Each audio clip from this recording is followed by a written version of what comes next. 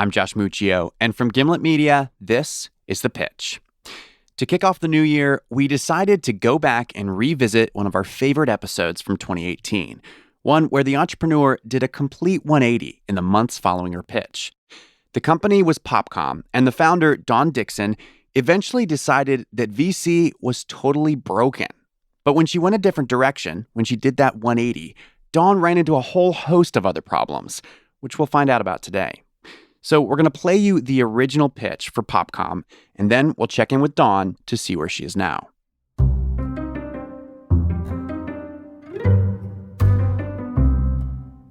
Okay, here's the original pitch.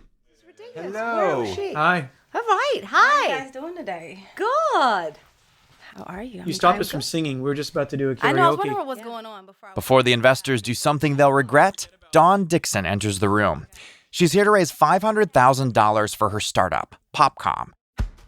Dawn thinks her company can do for retail what online shopping did in the 90s, totally revolutionize it. And she's got some pretty smart technology behind her plan, like facial recognition smart. But is the world ready to embrace this change? Today's investors include... I'm Daniel Galati. Daniel is a serial entrepreneur turned VC with Comcast Ventures. I'm Phil Nadell. Phil is managing partner of Forefront Venture Partners with over 2 decades of investment experience. I'm Jillian Manis. Jillian is a partner at Structure Capital and an angel investor on the side. I'm Michael Hyatt, and I invest my own money. Michael is a Canadian investor who sold 2 software companies for over $500 million.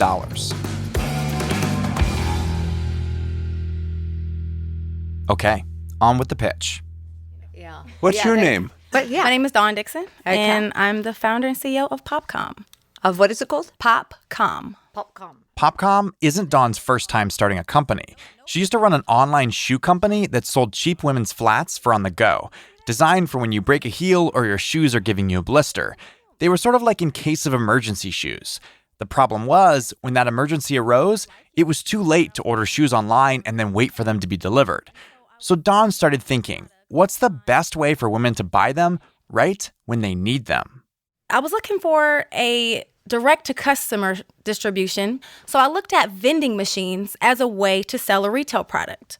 Vending machines. You're probably thinking about a simple snack machine with chips and soda, but they've actually gotten a lot more advanced. Smart kiosks are popping up everywhere. Right now, there's 8 million vending machines in the United States. 1 million of those are considered smart, which means they have a touch screen and they can accept credit cards. That number of smart machines is growing 30% year over year as retailers continue to bring new concepts into vending machines. To Dawn, this seemed like an obvious way to sell her emergency shoes. Whenever someone broke a heel, a nearby kiosk could give them quick access to a replacement pair of shoes. But then she realized that even though this made her shoes more accessible, she lost out on knowing who exactly was buying them. From my experience in e-commerce, I got all of my information about my customer from tracking the IP address. I could tell the conversion rate from the IP, where they're located. I could remarket them. I could retarget them. I could send them an email thank you or say, hey, you abandoned your cart. But on the vending machines, there's no way to do that. As smart as these new machines are, they still lack the sophistication of the internet. We've all had a similar experience when you're shopping for something online, and then you get on Facebook, and lo and behold, there's an ad for the exact thing you were looking at just a minute before. And privacy concerns aside, all of this is possible because of the technology that's baked into your web browser. Technology that lets online retailers know more about you as a consumer. And Dawn thought there must be a way to get that data on the customers buying from one of her vending machines. I went out looking for a hardware solution and a software solution to sell products to customers on the spot, and it didn't exist. So we've developed a software solution that makes self-service retail smart.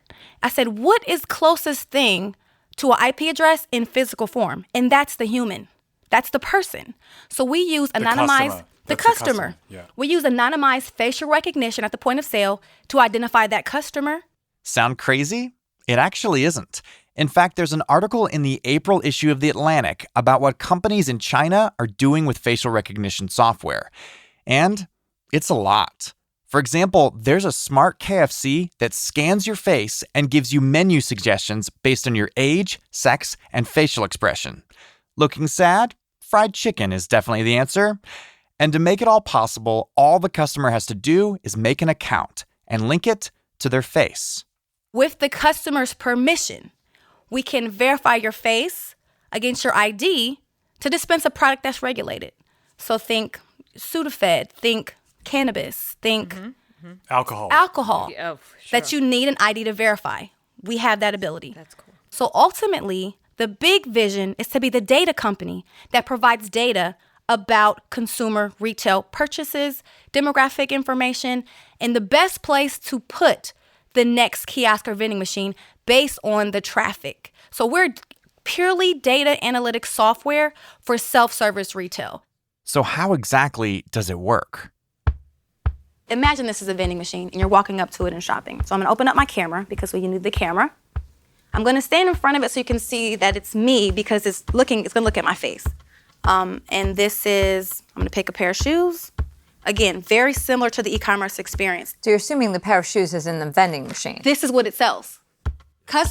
Our customers can customize their interface to look like their website. So you're already comfortable, familiar, because this is what you're used to. Through your platform. Through my platform. I pick a size, I'm added to my cart. So I already entered my email, I have a discount, and there's my email. So I'm checking out. Yep. So I can pay, let's say I'm gonna pay with face. I've already created an account. Let's say I've already created an account and pay with my face. And we're gonna pay with my face. Uh-oh, pull it up again. Demo glitch, okay. Yeah, I'm sure we can all relate to this. The moment finally arrives to give the big presentation, and the damn thing doesn't work. You're trying to play it cool, but on the inside, you're falling apart. But this could be bad news blues for Dawn, since the product she's trying to demo is her entire business. So the true functionality here, which I think I've turned my camera off somehow, this is the dashboard. So I'm the business. I just sold a pair of shoes. My camera was off. I could do it again. I do this all the time. So let me just go to the analytics and show you that it actually does work. So your customer is the end retailer as opposed to the hardware owner? My customer, we have the vending machine and kiosk manufacturers, which we have a partnership with the number one kiosk manufacturer in the country called Kiosk Information Systems, kiosk.com. You're only working with them right now. Currently. Because they're the biggest one. And they're you the biggest figure- one. We want to go Right. to market with them. Yeah. We have a great relationship. And it's a great case study. If we're working with the number one in the country, who else is going to tell us no? What is their market share?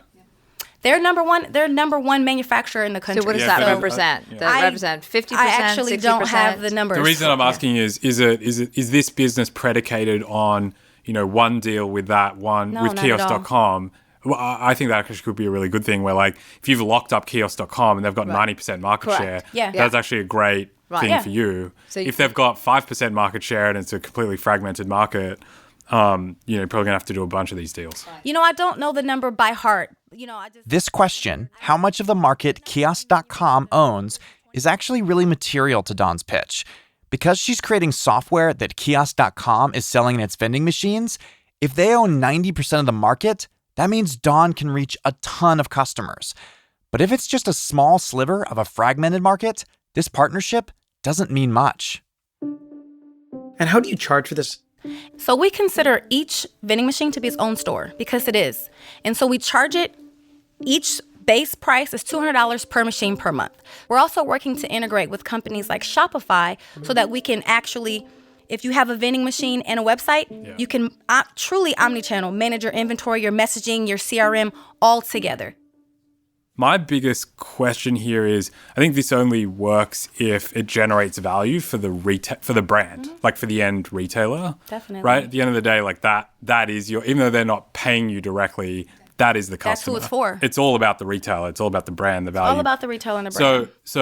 So let's start there, which is what % of sales do these brands sell through this channel? And where I'm going with that is, e-commerce analytics and physical retail analytics are valuable because that's where 99% of their sales now, are.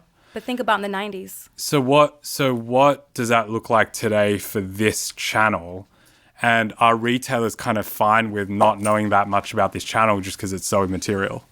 No, they're not fine. That's why we don't see as many machines in the United States selling physical products as we do in other countries like China, in Japan, But just today, where there's one machine for every 23 people selling a product. I get that, but just today, so I get the what you need to believe story, and I get that this is kind of an underpenetrated channel.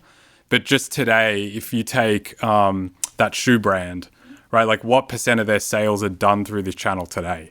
Not a lot, because they don't have enough data to scale that business. So like 1%, 5%, 0.1%. I honestly don't know that. Because that's really the critical question for me. So what I did to just to make my point clear, I totally get the value. I think it makes all the sense in the world.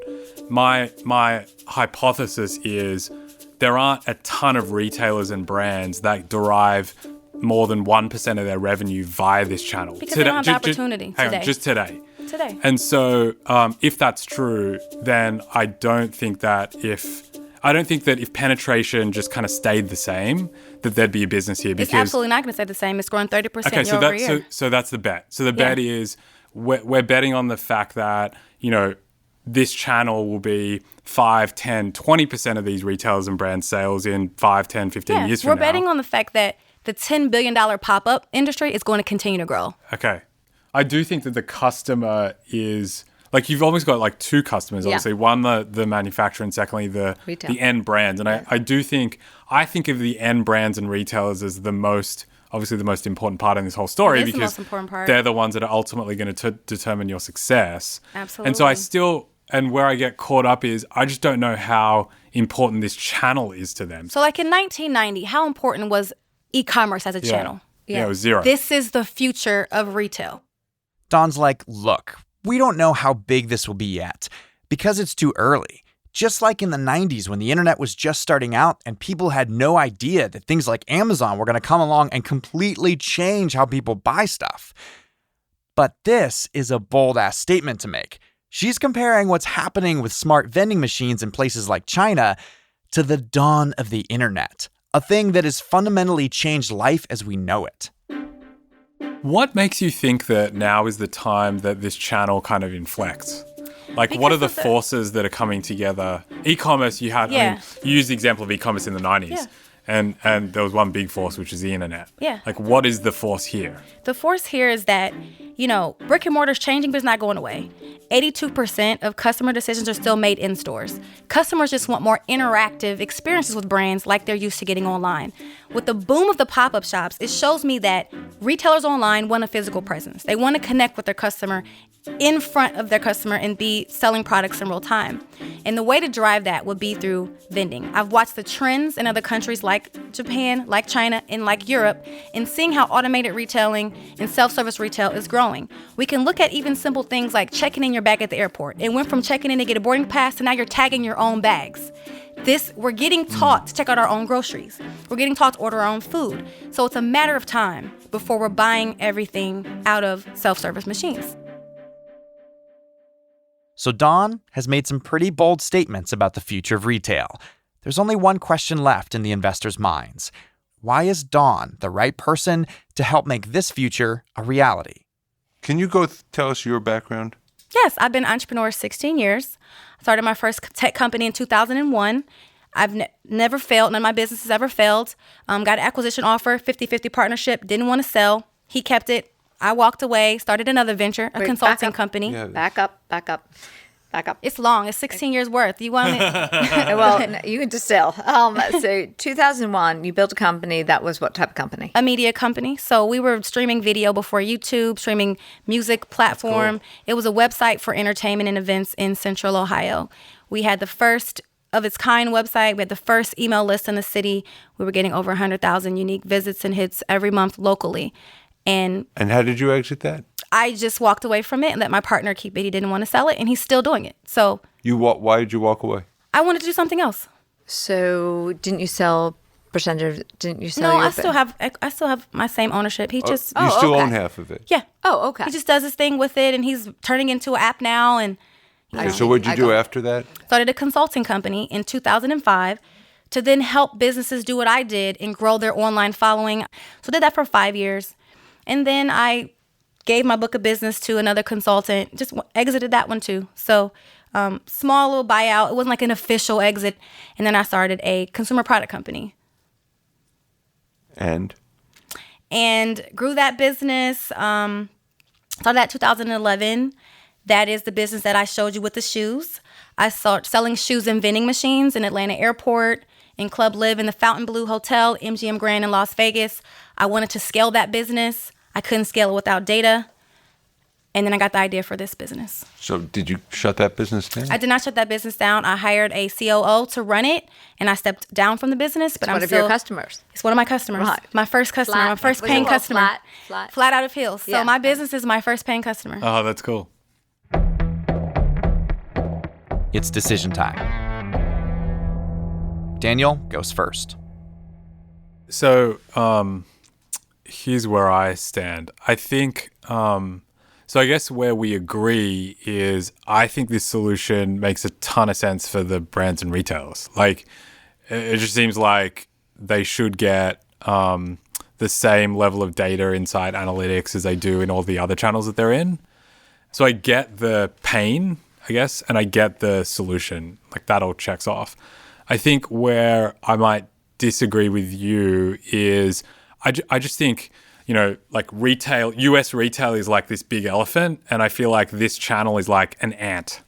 So I just feel like the easy way out for these brands and for most brands and retailers is to kind of say, hey, this is like less than 1%, less than 0.5% of our sales. And so I don't really like care or need analytics on this channel. Mm-hmm. And so for those reasons, I think you're building a great product, just kind of can't get there on market size. So I'm going to pass. Let me just give you real quick before. Yeah. Let's just say, okay, you're right. Only 20,000 vending machines want this. At $200 a month, that's a good business.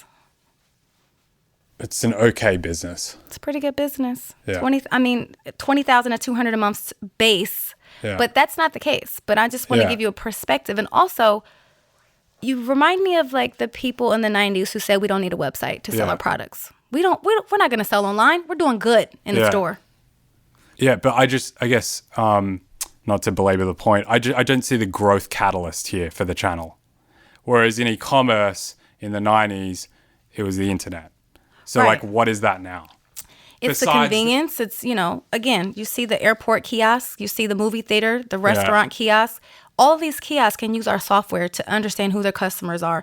The software can be used on those kiosks, same as they can to buy a product. It doesn't have to be just to buy a product. It could be to transact. Yeah. So you're out, but when you walk out the door and go places, start to look at how many kiosks you see. Yeah.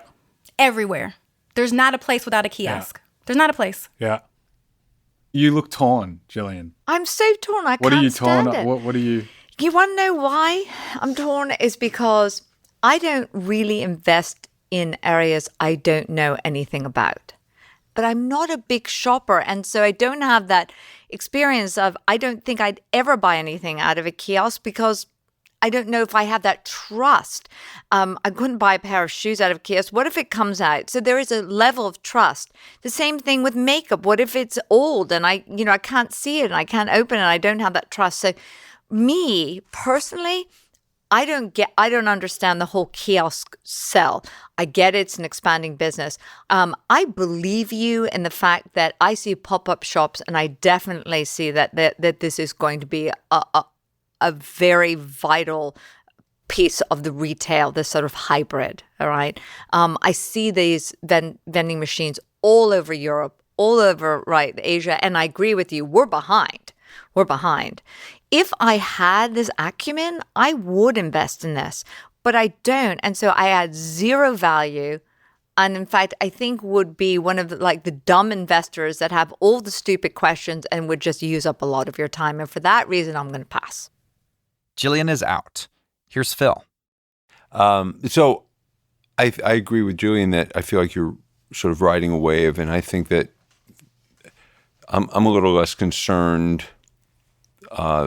with sort of the percentage of sales that are currently done through this channel, because I think it's just going to grow very quickly. I think that the younger generations, younger people in this country are becoming more and more accustomed to using facial recognition for payment, for transactions. So I really like the product. I really do. And I like the market, even though it's sort of at its nascent stage. Where I'm struggling is, well, I don't love the sort of the distribution channel. I'm a believer in having control of your own destiny and sort of selling it yourself as opposed to relying on a partner like the manufacturer to sell it. So that's a concern. I mean, it's tempting because I feel like, you're not raising much, but I really would like to see you make the first tweaks to the system, which you'll make after you get feedback. I'd like to get to that next stage. So I feel like for me, I would be extremely interested in the next round. Awesome. And or even if this round is open when you're still generating revenue, which it probably won't be, but if it is, I'd be interested in that. So Phil's passing the buck to his future self. Next up, Michael. So I would say that I thought you were a little, the way you kind of talked about your history about giving away this company here and there, and that it threw me off a little bit as an investor, because my immediate gut, and I know it was theirs, was, did you just give away money, and how are you going to treat our money? So just be careful about your history. I agree with that. Yeah. Right? I did agree with that. And I just want to know that we always want to know that our money is treated like yours. But you're not Michael, gonna that was a red flag for me. Hearing about your history and the three ventures. It was dismissive. and that you just walked away. That was a because red flag. That's concern. So maybe you frame that in a different way. I will. Yeah. But you Thank but you are really smart. And you got this thing nailed down. And actually, you were such a machine gun at the beginning of this pitch. I'm like, well, we're going to ask a question. We're not going to stump this entrepreneur. And you did a great job. I have a tough time believing a few things. I have a tough time believing the $200 because that's a lot of money for a vending machine. I have a tough time believing that no one's done any of this kind of stuff in advanced places like Japan and Korea, and places that are 10 years ahead by own admission, and Europe, who are much better at this stuff. In saying that, I do think vending machines will get a lot more advanced and a lot more AI will come in, and let's throw it in there. Maybe the blockchain will connect it all and make a ledger of what's being sold and everything you're doing data. Wow, you went there. Yeah, you have to. You got to throw an AI and blockchain to everything if you want up your valuation. I agree. I'm kind of sitting where Phil is. I would like to pay a higher valuation for your company, and I'd like to put in more money when you have 500 or 1,000 vending machines, and I'd like to pay for that, right? I'd like to pay a $10, $15, $20 million valuation when you have actual real revenue and you're proving that the dogs are eating the dog food, the people are drinking the champagne. That's where this thing would be for me. Yeah, Thank you. absolutely. I Thanks for really coming in. appreciate Absolutely. that. Thank you very much. I mean, You're this super ended up great impressive. for me. So thank you. Thank you. After the break, Dawn says to heck with VC and decides to go a whole new route. But then her best laid plans get all mucked up by Uncle Sam.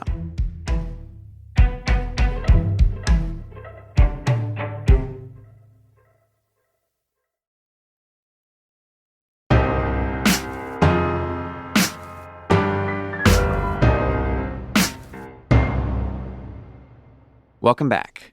When I originally spoke with Dawn after she came on the pitch, she decided she'd had enough of VCs and that there had to be a better way. She planned to do an ICO, an initial coin offering, to allow the general public to invest in PopCom. She hoped to raise $30 million. At the time, she said she was making that move because VC was broken. So when I called her up again a few weeks ago, I asked her why. It became clear to me that although it's a model that has worked for many, the traditional VC model doesn't work for me personally. I don't want to go back and have to raise more money every single year. I don't want to have to be pushed to grow and scale when, it may not be the time, because sometimes it takes longer than you think. And then also I understand my network. My company's based in Columbus, Ohio, not San Francisco. So my network is what my network is. So there's, those top three things: the network, the ability to raise what I know that I'm going to need, being able to have the freedom to scale and grow at the pace that fits our business and not that fits a certain timeline that's like a standard cookie cutter model, and then being able to have control and ownership of my business and, whatever the end goal is, me not exiting with less than 10% of my company that most founders do. So it's a confluence of things. Yeah. You have to think things through as a CEO. You can't just make emotional or gut choices all the time. You have to think things through. So, you obviously came on the show and you were raising $500,000 at the time. You decided to not raise money from VCs. You felt like, they're just at every round, they just like spoon feed you just enough money. And then every year. You come back and they're taking more and more of the company. And you felt like you had this other option where you didn't have to give away as much of the company and you could raise more money and you just didn't have to deal with VCs. Yes. Now, the last time we spoke, you were about to head to Dubai to kick off your $30 million ICO. Absolutely. How is that going? So went to Dubai, definitely ready to go all in with our ICO. And then our great friends at the SEC decide, hey, guess what, guys? This was the Wild Wild West, and we're shutting this down. What? So, I mean... Like you specifically? Not me, no. Just the world. So, ICOs are the Wild Wild West, and they're shutting them down. So we went over there, I pitched, and people loved it, and the project got so much feedback. We had so many people ready to invest, but the whole time I'm watching the laws happen and the things change. And then a lot of things were going on where there were a lot of bad actors. So I totally understand because there were a lot of projects that just were totally bogus. But it did affect my ability to raise as I planned because I want to be compliant. I never want to put my company at risk of doing anything illegal. So really, we decided to just put our fundraising plans on hold completely until we seen what the SEC was going to allow. So then the plan is to do this ICO, $30 million ICO. Then the SEC steps in and says, no, hold on a second. We're going to create some boundaries here to keep people safe. And then you took a step back and said, okay, I'm going to wait on that. Yes. Because if I would have taken that, which I really definitely could have raised it, it would have been putting me at risk to be fined and undergo a lot of issues later. So it was just better to pause. It's important to note that when ICOs first arrived on the scene, almost anyone could offer one, and almost anyone could invest. But the Securities and Exchange Commission saw this as a potentially dangerous situation, with scammers starting up ICOs just to steal people's cash. The SEC decided that some ICOs should be regulated like other securities, stocks, bonds, etc. And then, in 2018, there were some high-profile cases where the SEC cracked down on companies offering ICOs, not because they were scamming people, but for simply not registering their ICOs with the SEC. When the hammer came down, it came down hard. Now, it's like so many more rules and regulations around it to the point where it feels almost identical to a traditional round, and I can speak from direct experience. All these changes have had very real implications for PopCom. How has not raising the money that you needed to grow this business affected how you grow this business? It's super hard. That's when you're like, you go back to bootstrapping and being resourceful, but then you go back to saying, hey, let's get customers to pay for this. If you're a real business, you need to be getting customers. So it really drives you there and saying, all right, you guys, instead of trying to put all our effort into pitching to investors that this can really work, let's get people to pay for it and put the money up and put a deposit down for us to build it. And that's exactly what we did. So I guess how have you actually been able to grow and scale the business without that capital? I mean, it wasn't time. We've had the same team that we built last year. We're still very new. I brought the team on that we needed to get us to our next milestone, which was launch. So one of the biggest downfalls of startups is scaling too fast. Just because you have the money to hire a ton of people doesn't mean you actually need to.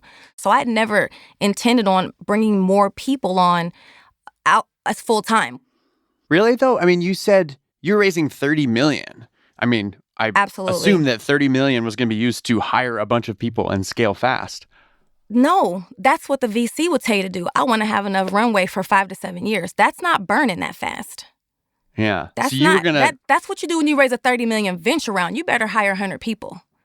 But no, I want to hold that money because when you raise VC money, they make you burn it. You can't hold VC $30 million for 7 years. Well, the idea is that you're reinvesting it, and then that's the whole reason why they give it to you. It does seem a little odd to me that you would raise $30 million and sit on it for 5 years. You don't sit on it, but you plan out to have, for me, 5 to 7 years of runway to work with. Like, for instance, someone that I know that raised actually $30 million, they ended up hiring like 30 more people.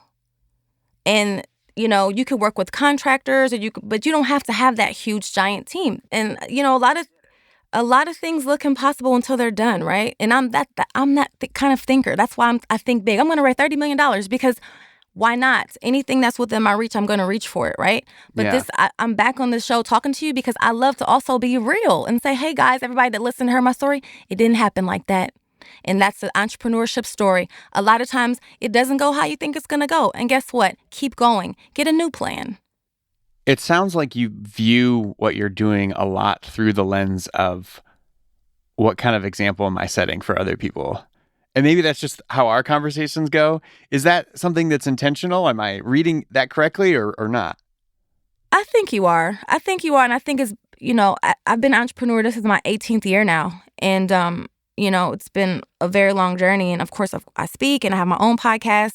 And I feel like my personal mission, of course, I love my business, but it is to be an example and to tell my story and to be transparent and to let people learn from what I'm going through my unique experience as a Black female founder, non-technical, living in the Midwest. You know, like, it's something that so many people can relate to. So I do, of course, live my life for me and make decisions what's best for me and the company. But I do want to be an example or let people use my mistakes, my failures, and my successes as a takeaway. So I do always consider, like, how am I helping others? You know, if I share, you know, my failures, can this help someone else win? And if I can, I will. Don't be afraid to be embarrassed. Don't be afraid to fail. Don't be afraid to get on an international podcast and say you're going to do one thing and then 8 months later you didn't do it. You know, my jumping out the gate too soon and then it didn't work out, people can now see the results of that and say, okay, well, you know, this is another lesson. And I'm proud of that I tried. Just try. Like, go for it, regardless. So what? What's the worst that can happen? It won't work out. The worst thing that could happen is that you try it and it fails, and then the host invites you back on to talk about it. Yeah, see? I'm back, Josh. We're back together again.